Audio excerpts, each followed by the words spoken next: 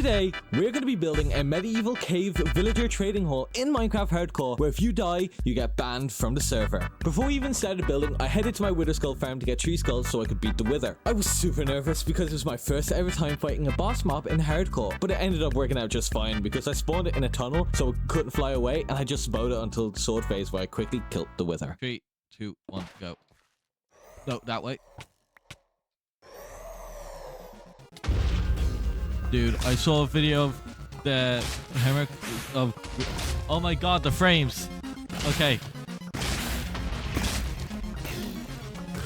I'm doing well. I don't know if any of you can see the frames. How the frames are. Oh, let's go. Frame rate has come back. Okay, he looks so much closer in-game than on camera. Almost half health. Diamonds. See, he told you it would be worth it. How is he not in sword phase? Okay, he's in sword phase.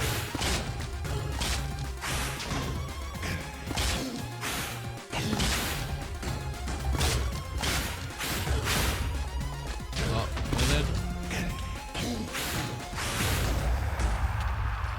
Let's go. Oh. I think that went perfectly. Got the nether star. And a couple diamonds out of this. Oh my god, there's diamonds up there. What the? 15. Not that bad. Also, oh, wait. 17. So we got 15 out of 7. Oh. So we got 16 out of 7 ore.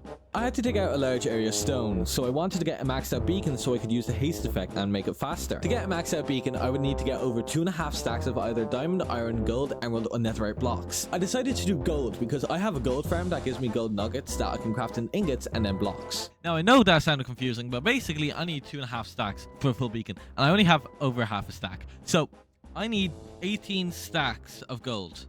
Which in turn is... I need for 2 stacks of blocks. If I need golden nuggets to make a stack of gold, I need 8,100. I don't know how realistic that math is. It's more 18 stacks? Where my maths went to 128, I don't know. My calculator's stupid. So I'm going to go grind the absolute daylights out of my gold farm. I don't know if I'll record. I might record a little bit of it, but that's just boring. So instead, I'm just going to cut to when I got all the gold. Or I might do time lapse. Who knows?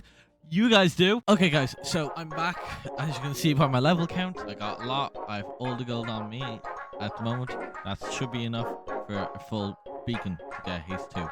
So I'm in the room. I have the schematic pulled up, so if my game's a bit laggy, I do apologize. This room, like I said earlier on in the video, is not big enough, and we want to get the room ready for 1.20.1.20.1. No, 1.21. Yes, I forgot to mention, this footage is over 2 years old now. When I was making this, 1.21 had only just come out, and that's why I decided to do my trading hall now, because from 1.21 onwards, they were forced the new villager rebalance on everyone.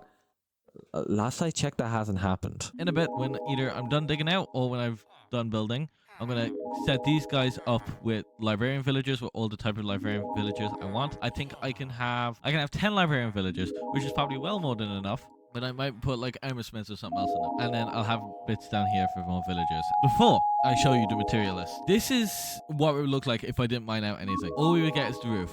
Let's look at the material list. A lot of that footage I spent muttering to myself, but to summarize what was said, a lot of the blocks needed are stone blocks and their stair and slab variants. Various spruce blocks like planks, logs, trapdoors, buttons, etc, etc, you get the idea. And black concrete and black stained glass for my roof. There were some smaller blocks like quartz and glowstone, but right now they aren't entirely important. Right now I need to clear out the room so I can build the trading hall and also get stone for the build at the same time.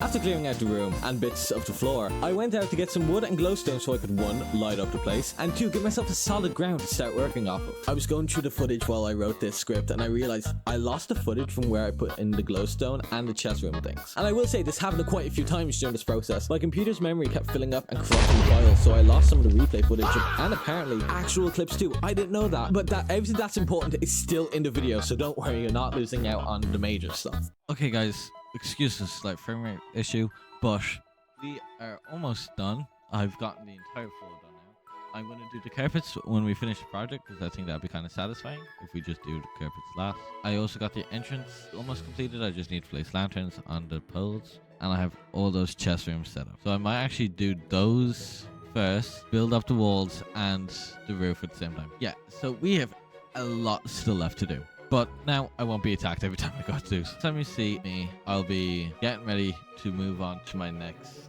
bit of the project, which will probably be the villager things. So I'm going to trade a lot of stone to get quartz. I'm finally at the part where I can talk about my design for the build. I wanted to do something like a large fantasy / medieval hall, like build with these little stations for the villagers, and in my head they kind of look like clock towers, and I really like that. I originally wanted to do this where every single villager would have one, but after a while I realized it would be massive, and then I kept it for only the librarians. But even then, it's not enough for all the librarians, only the important few. So I decided to add that below layer for the other villagers, but I think I may need to expand to one of the entranceways instead, which I was going to do anyway. Okay, guys, so we're finished. All the wood for... yeah, we're finished all the wood, and it's already looking good. Now, that is looking a bit weird, like just a blank wood, but hold on. As you can see, it will not be able to be seen. I'm going to go into a bit behind the scenes now.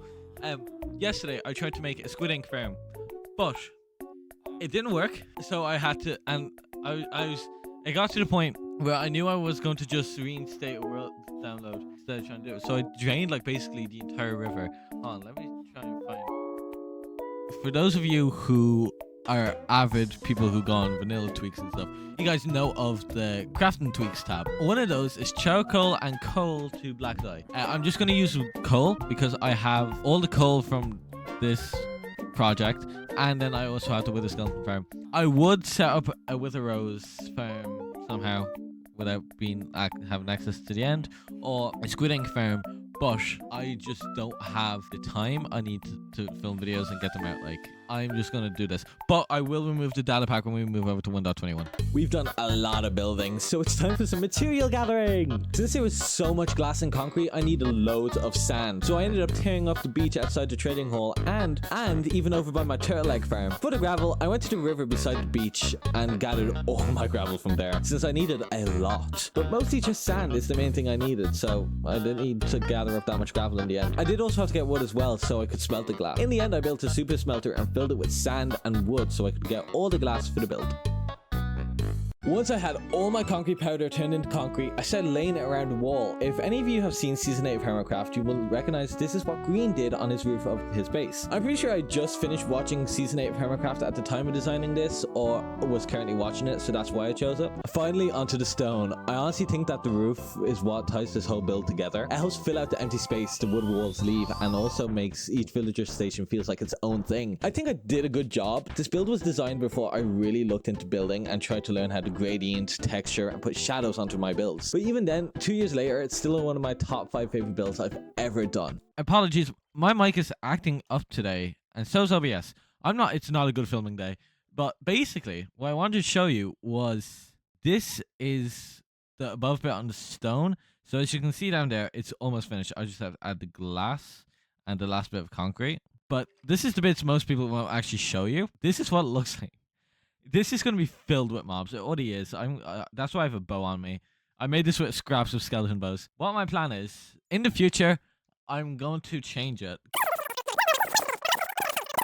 And rods, because they look better and they actually look like stairs, or meant to. We have no access to the end yet. It's what, day 100 and 200 something, 286, and we still haven't got to the end. So that may be next episode, because I'm doing the tree on episode 10. But for now, I'm just gonna use torches. It's something like 400,000 torches, not 1,000. That's dramatic. 600 torches. Now that's like torches everywhere, not just. That's 10 stacks. Yeah, I should have that. What you guys are gonna see now is me building the glass, and I'm gonna do the run through to build it, the final bit. If you guys ended up watching this video either full way through or just video in general, thank you so much. I don't expect any of you to subscribe. Subscribing would be cool if you kind of enjoyed this content. Okay, I've stopped yapping now. Let's just get into this build. This is the most important part of the roof, is getting the effect to work. This effect works by layering glass with 1 block gap in between each layer and surrounding it in a solid color to get this smoky, endless portal kind of look. Adding the light through makes it look like a starry sky feel to the build, which I think is really cool. Even though I haven't used ender rods for the build, but torches, it still feels magical, like the Grey Hole and Harry Potter. I honestly love this effect and have used it in other builds as well, so if you haven't tried it, I'd give it a try. The last thing I did was place down all the brown carpet on the glowstone. I left this to the end because I thought it'd be satisfying. It was, but probably not as much as I wanted. I'll say it again, this is one of my favorite builds of all time. I love this medieval, magical, fantasy vibe. If you don't think it fits the vibe, then fair enough, but I do, so that's all that matters. I'm sorry it took me so long to get this video out. I think I was intimidated by how hard this would be to edit because of how long it is, but I'm glad I finally have finished it because it's been in the back of my mind these past 2 years and it's been really bugging me. Would I have been able to talk about more if I released this 2 years ago? Maybe, but I'm still happy nonetheless. If you like this video, let me know in the comments below, and if you're new, subscribe. I post daily shorts where I usually build, so if you're interested, follow me on all my pages. But for now, enjoy the rest of your day or night, and I'll see you in the next video.